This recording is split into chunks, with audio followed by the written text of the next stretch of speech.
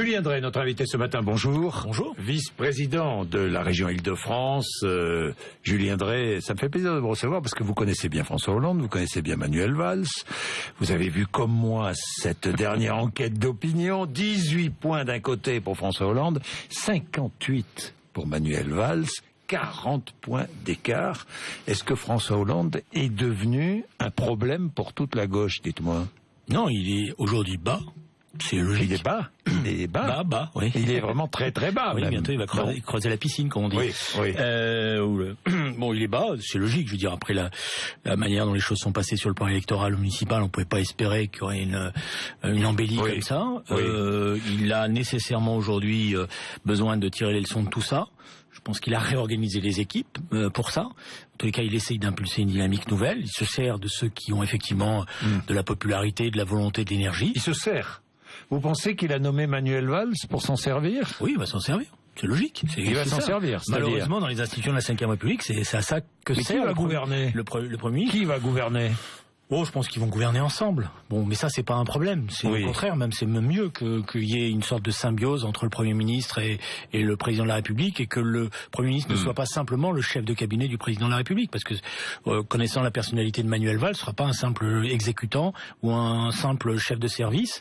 Et donc ça, c'est bien, parce que ça va aussi rediscipliner le Président de la République. Oui, 18 points. 58 de l'autre est tenable longtemps. Cette différence, cet écart, oui, sincèrement. C'est que des sondages. Oui, non, mais quand même. Sondage qui reflète une opinion publique. La question, il faut la poser autrement. Alors, allez-y, posez-la, tiens.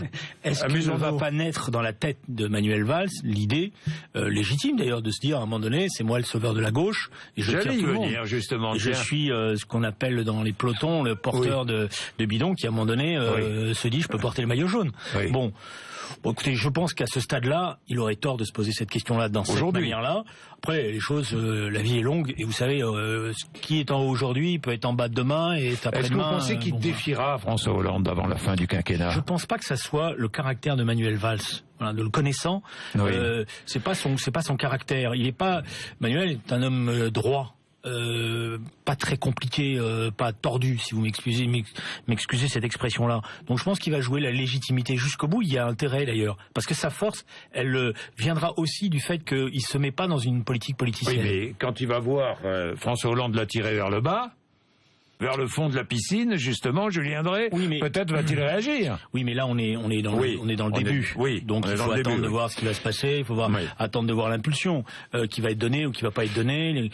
Tout se joue sur les. On a compris. Mais pour les Français, qui est le chef aujourd'hui, selon vous? Je pense que qui est le chef, il n'y a pas de doute. Ce sera François Hollande, et là-dessus, il y aura pas. Pour les Français, vous pensez qu'aujourd'hui, c'est François Hollande le chef? Oui, parce que c'est le président. Vous êtes sûr que c'est pas Manuel Valls? Non, parce que je pense que. Est-ce qu'il n'y a pas eu un transfert de beaucoup de Français de François Hollande vers Manuel Valls? Non, il y a l'espoir. Quelle est la force de Manuel Valls?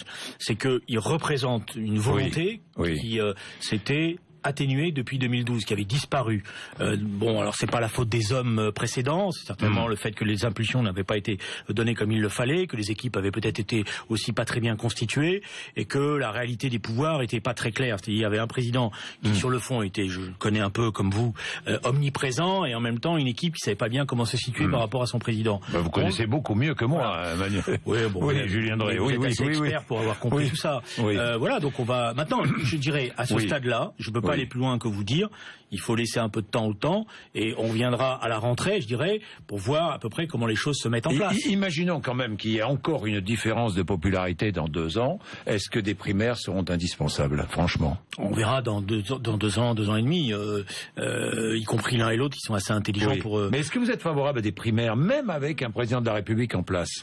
Moi, je suis plutôt favorable à ce qu'il y ait effectivement une désignation démocratique, parce que c'est ça le principe. Donc des primaires, même avec un président de la République en poste? C'est ce que font les Américains. Je veux dire, aux États-Unis, le Parti démocrate, il fait des primaires même quand c'est un président sortant. Bon, après, le président sortant... Donc vous y êtes favorable? Oui, je suis favorable, oui. Je vois pas pourquoi on sauterait par-dessus en disant il y a une sorte de plébiscite légitime, il y aura un débat et il faut. Donc on peut réimaginer aux primaires le président de la République face à son Premier ministre? On peut l'imaginer, mais on peut tout imaginer. Ça, c'est de la spéculation. Mais pourquoi pas? Mais d'après moi, ça se passera pas comme ça, si vous voulez mon avis. C'est-à-dire, il y aura pas un conflit d'hommes à ce point poussé, parce que l'un et l'autre sont assez grands pour comprendre que dans le moment actuel, ça serait mortifère pour l'ensemble de la gauche. Bon, donc, mais plutôt que de faire la politique fiction, qui est légitime, hein, par ailleurs, mais faut regarder ce qui va se passer, parce que on va parler du concret. Vous savez, le temps est long. Des 50 milliards d'euros, par exemple. Et la politique est maintenant à un rythme effréné, et donc ce qui est une vérité d'aujourd'hui n'est pas forcément la vérité de demain. Alors, je rappelle que vous êtes l'auteur de La faute politique de Jean-Luc Mélenchon, aux éditions du Cherche Midi. Je vais parler de Jean-Luc Mélenchon, mais auparavant, parlons de ces fameux 50 milliards d'euros. Ça sera la semaine. Les 15 jours de ces fameux 50 milliards d'euros, vous les trouveriez où, vous, ces 50 milliards d'euros? Moi, je l'aurais pas fait comme ça. C'est-à-dire, j'aurais d'abord discuté avec l'Europe.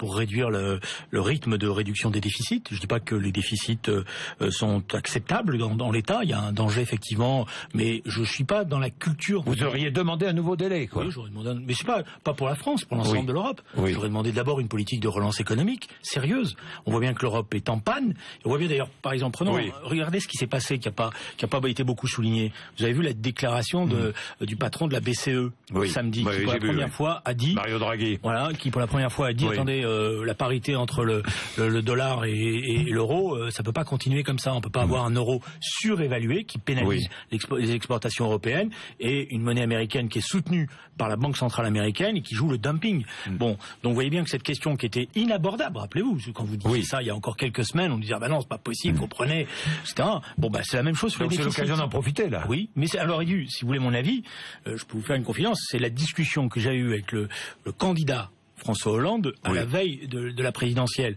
Moi, je pensais qu'il fallait, justement, fort de l'élection présidentielle, remettre en cause le fameux traité que Nicolas Sarkozy avait signé avec Mme Merkel et remettre en cause la règle que moi, j'ai pas voté quand j'étais parlementaire. Ça m'a valu à l'époque un blâme. Je me souviens. Le fameux traité d'Amsterdam où j'avais dit cette règle des 3% est aberrante. Voilà. Et on y est dans l'aberration. Parce que demander à n'importe qui pourquoi 3%, et quand on sait d'ailleurs comment a été élaboré le chiffre des 3%, sur une table de café, on voit bien la conséquence, c'est-à-dire que là on est dans un dogmatisme total. Or, je pense que les 50 milliards, ça va être très difficile, pour être honnête, et notamment, je vous écoutais tout à l'heure, quand vous faisiez le détail des décisions à prendre, notamment chez les fonctionnaires, je dis pas qu'il n'y a pas des choses à redéployer, mais franchement, on va arriver à faire des économies à l'hôpital. Vous avez vu comme moi la situation des hôpitaux.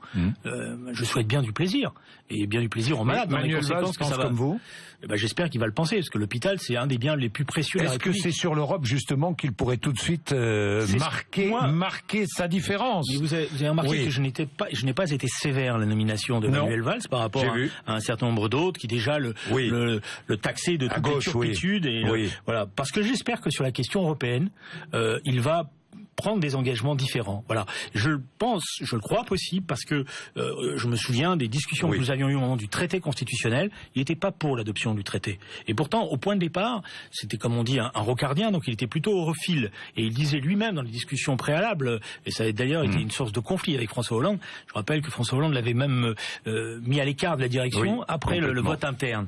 Parce qu'il disait justement, la question européenne, maintenant, il faut la traiter sérieusement. Et je pense qu'il y a désormais dans le gouvernement, je prends au moins 3 figures de proue de ce gouvernement qui sur ces questions-là, j'espère, vont être en cohérence avec elles-mêmes. Je pense à l'ex-candidate à l'élection présidentielle, Ségolène Royal, qui est là demain matin à votre place. Ce qu'elle disait en 2007, la politique qu'on avait élaborée ensemble, où on remettait en cause justement toute cette orthodoxie monétariste. Et je pense à Arnaud Montebourg. Bon, je pense que ça fait des poids lourds qui peuvent peser. Il s'agit pas aujourd'hui, il faut marquer le coup au niveau européen. Aujourd'hui, il faut que la France, dise à la Commission européenne, les 3%, on veut un délai, et c'est la condition de la réussite et de la relance de la croissance. Vous êtes formidable. Non, je suis pas formidable. Non, mais à la limite, si un gouvernement... Non, pas du tout. Voilà, je me garderai bien de cela. Voilà, Julien Drey, vous avez déjà le ton et la formule. Oui, Julien Drey, les européennes, vous souhaitez être tête de liste? Non, voilà. Non, je suis pas, écoutez, je vais vous dire... En Ile-de-France, vous dites non ce matin? Je dis non pour une simple raison.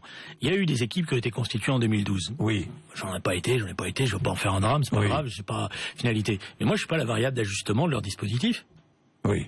Voilà. Bon. Donc, tout d'un coup, on dirait, ah tiens, Julien Drey, là, il va boucher un trou. Non, je suis pas d'accord avec ça. Vous avez imaginé SOS Racisme. Vous avez travaillé avec Harlem Désir. Harlem Désir nommé secrétaire d'État aux affaires européennes. Je vais vous dire ce que je lui ai dit en face. Qu'est-ce que vous lui avez dit? Je lui ai dit, il y a des millions de gens qui ont porté la petite main de SOS Racisme et ce mouvement te dépassait. Oui. ce n'était pas simplement une affaire individuelle. Et tu étais le représentant d'une certaine morale et d'une certaine rigueur. Et je sais qu'au fond de toi-même, tu restes attaché à ça. Et je pense que la formule qui a été prise n'est pas la bonne. Je lui ai dit, tu vas jusqu'au bout. Il a manqué de rigueur et de morale, je pense qu'il en acceptant d'être nommé. Je pense qu'il a failli à quelque chose. Il aurait dû aller jusqu'au bout.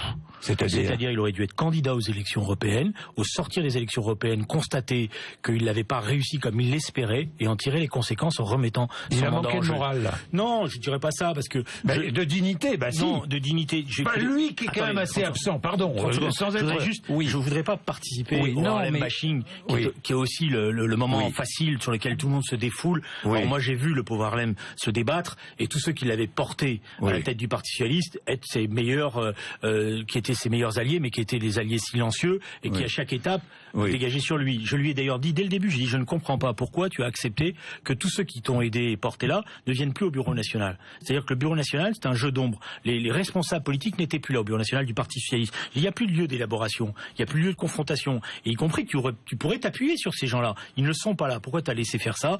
Et lui-même m'a dit, mais c'est pas moi qui décide, tu comprends, c'est compliqué avec le Premier ministre, le Président de la République. Harlem, c'est un garçon pour qui moi j'ai beaucoup d'affection. Quand on lui avait proposé cette fonction, j'avais dit à l'époque, vous savez, je le connais bien, je suis même un peu surpris qu'il veuille faire ça. Je pense que ça peut être un excellent et le risque c'est certain, je pense que ça va être un très bon ministre des Affaires européen. C'est un homme de dossier, c'est un homme sérieux, c'est un homme travailleur, mais c'était pas sa tradition de construire des organisations, c'est une certaine culture. C'est une faute de François Hollande vis-à-vis de l'opinion publique, vis-à-vis... Non, mais François Hollande, il a cru qu'on allait refaire SOS Racisme à la tête du Parti Socialiste. Donc il s'est dit, ceux qui ont fait SOS, les met à la tête du Parti Socialiste. Il a juste oublié Julien Drey à l'époque. Et puis, ça allait marcher. Non, ça peut pas marcher. C'est pas comme ça. Voilà. Bon, donc vous n'êtes pas candidat aux élections européennes. Bon, parlons de Mélenchon. Mélenchon, vous dites Mélenchon, c'est l'homme qui divise la gauche. C'est vrai, je suis pas candidat, personne ne me l'a proposé, j'ai lu ça dans la presse. D'accord. Mais voilà, je maintiens ma réponse. Est-ce que Jean-Luc Mélenchon, par son positionnement, par ses engagements, par ses critiques virulentes contre le pouvoir en place aujourd'hui, est-ce qu'il divise la gauche? Il la divise dans la mesure où il n'est pas dans une logique de rassemblement. La question qui est posée, elle est simple. La crise que nous traversons, je le dis un peu dans le livre, je l'ai déjà dit pendant 2 ans, c'est pas une simple défaite électorale.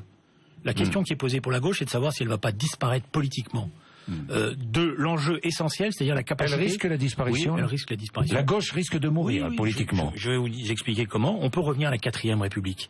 La 4e République, c'était quoi? Un pôle de radicalité qui était organisé grosso modo par le Parti communiste. Et comme l'a dit le fondateur de la 5e République, il disait aussi, par la suite, entre les partis communistes et nous, il n'y a rien. Et toute la force de François Mitterrand, c'est d'avoir reconstruit une force socialiste qui puisse rassembler toute la gauche et la mettre en situation de conquérir le pouvoir. On voit bien aujourd'hui que le Parti socialiste, il est dans une situation de crise très profonde, et qui n'est pas liée simplement à une question d'homme, qui est liée à une question de compréhension de la société, d'être capable de porter les aspirations de cette société, de définir ce que c'est que la volonté de transformation de la société du Parti socialiste, donc de redéfinir ce que c'est que l'idéal de la gauche. Moi, vous savez, je me pose souvent cette question-là quand je suis au Bureau national, et je m'implique dedans, pour être honnête. Je me dis, imaginons, 3 heures, prenez une copie blanche, écrivez-moi, c'est quoi la gauche, c'est quoi le socialisme? Et j'aimerais bien relire les copies à l'arrivée. Bon, donc ça veut dire que c'est tout ça qu'il faut reconstruire. C'est pour ça que le challenge qui est porté aujourd'hui par ceux qui vont avoir à diriger la gauche, c'est celui-là. Ça veut dire qu'il détruit l'unité. C'est ce que vous écrivez dans votre livre. Mélenchon détruit l'unité, la volonté de construire par le rassemblement. Oui, parce que qu'est-ce que je dis? Vous voyez, c'est un traître à la gauche, enfin un traître. Non, il est en train de. J'emploie surtout pas ces termes-là, moi. Parce que justement, je veux pas. C'est un imprécateur réduit aux acquets. Oui, imprécateur, parce que c'est beau, imprécateur. Il y a un talent, il y a un énorme talent chez Jean-Luc Mélenchon. Et ce qui me... Vous savez, je me suis beaucoup posé la question de savoir si j'écrivais ce livre ou non. Pourquoi? Parce que c'est d'abord et avant tout un compagnon de combat avec lequel j'ai participé. Mais bien sûr. C'est une vieille amitié. Voilà, c'est une vieille amitié qui n'est pas remise en cause pour moi. C'est un désaccord politique. Et je me suis posé longtemps la question. Est-ce que je l'exprime publiquement ou est-ce que je le garde pour moi? Et à un moment donné, je me suis dit, il y a maintenant nécessité, y compris par rapport à Jean-Luc, parce que, bon, je pense qu'il va, je le connais, il va considérer que tout ça n'a pas d'importance, que je pèse peu désormais dans la vie politique et que il va m'envoyer 2 ou 3 de ses amis me répondre sèchement que je ne comprends rien à la réalité des choses. Mais je sais qu'au fond de lui-même, il va se poser cette question. En tous les cas, je l'ai fait que pour ça. Pour lui dire, ce talent, cette force, ne peut pas être mis aux dépens simplement du témoignage. Pendant des années était ensemble, on était sortis d'extrême gauche et on voulait être acteurs de l'histoire. Et là, on revient à une sorte de spectateur. Alors, spectateur à 10, à 15, à 18%. Mais ça fait pas 51%. Donc la vraie question qui est posée, c'est celle-là. Et le désaccord que j'ai avec Jean-Luc Mélenchon, je l'ai expliqué dans le livre, c'est qu'il croit que l'Europe va avoir va subir les mêmes troubles que l'Amérique latine. C'est-à-dire qu'en gros, le Parti socialiste va s'effondrer et qu'il va naître, hop, comme ça, comme un champignon, comme dans cette bande dessinée de Tintin, vous savez, où les champignons. Ben voilà, hop, il va naître une nouvelle gauche. Ça ne se passera pas comme ça. Enfin, ça ne s'est jamais passé comme ça. J'essaie de le démontrer dans le livre, et ça ne se passera pas comme ça. Donc le risque, le danger, c'est quoi? C'est que le Parti socialiste, on le pousse à droite, mais il n'y a pas une logique majoritaire qui se substitue à ça. Et le danger encore plus grand, c'est que pour aller jusqu'au bout de la radicalité, on en rajoute. Et c'est un des problèmes aussi qui est posé dans le discours de Jean-Luc. Parce que c'est lui qui m'a appris, pour être honnête, c'est lui qui m'a appris, qui m'a sorti définitivement du gauchisme, qui m'a dit, il faut qu'à chaque fois, et on a travaillé ensemble à remettre tout ça en perspective d'accès au pouvoir. Des dizaines et dizaines de militantes et de militants qui travaillent avec nous, en permanence, il était un peu le grand frère, il leur disait, on doit toujours penser qu'un jour on arrivera au pouvoir. Donc ce qu'on dit aujourd'hui, on doit être capable de le mettre en pratique. Et on voit bien que dans son discours, c'est pour ça que je dis imprécateur, il y a une forme de dénonciation qui parfois est jubilatoire, parce qu'on se dit tiens, il se passe quelque chose, il rapporte du souffle à la gauche, parce qu'il a du souffle, il a du lyrisme. Mais en même temps, il y a des excès. Et je le voyais la dernière fois, y compris face à vous, je me disais, c'est pas le Jean-Luc que je connais. Parce que ça sert à rien d'aller s'en prendre aux radios, aux télé, en disant voilà, c'est faussement. Voilà. Bon, après on peut, de temps en temps on peut piquer, mais c'est pas son truc. Mais non, mais c'est pas son truc. Bon, Julien Drey, je voudrais qu'on parle de l'Ukraine, parce que lorsque vous étiez venu la dernière fois, vous m'aviez dit attention à ce qui s'est passé à Kiev. Attention, parce que les Russes vont utiliser ce qui s'est passé à Kiev. C'est ce qu'ils font aujourd'hui? Oui, logiquement.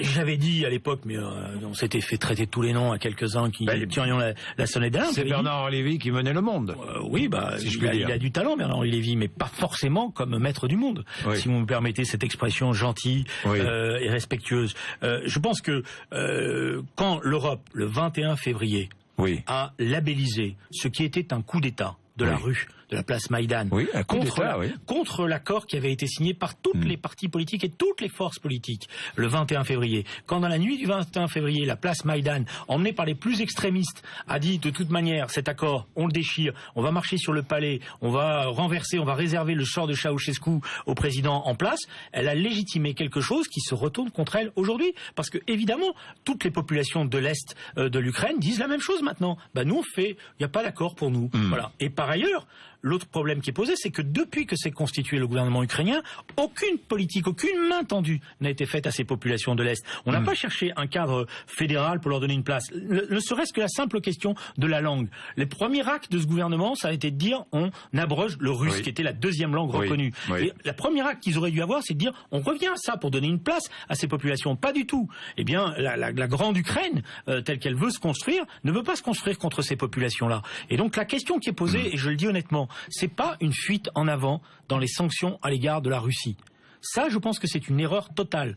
Et si on continue comme ça à agiter le bâton, un bâton complètement inefficace par ailleurs, parce que qu'est-ce qu'on va faire? On va pas déclarer la guerre à la Russie. Non. Et c'est pas l'Amérique qui n'a pas été capable de bouger pour sauver d'autres peuples qui étaient dans des difficultés plus graves encore, qui va venir sauver l'Europe. Ça veut dire qu'on est aligné sur les États-Unis? Ça veut dire qu'il y a un moment donné où il faut taper du poing sur la table et se démarquer de la politique de M. Obama, qui n'est pas une bonne politique pour l'Europe. Parce que c'est la politique de l'OTAN. La politique de l'OTAN, c'est faire que l'Europe n'existe pas en tant qu'entité. C'est qu'il y ait besoin justement des bases américaines pour pouvoir protéger l'Europe. Donc c'est l'Europe qui doit prendre la responsabilité de la discussion face à face avec la Russie, dans une conférence qui est nécessaire. Je pense que la bonne conférence aujourd'hui, c'est une conférence entre Mme Angela Merkel, François Hollande et M. Poutine. C'est ça qu'il faut faire le plus vite possible avec l'association de tous nos partenaires européens pour trouver une solution politique en Europe. Parce que sinon, effectivement, on va avoir une insurrection des populations. Puis le grand frère russe, il dira, voyez, ils veulent venir dans notre nouvelle nation,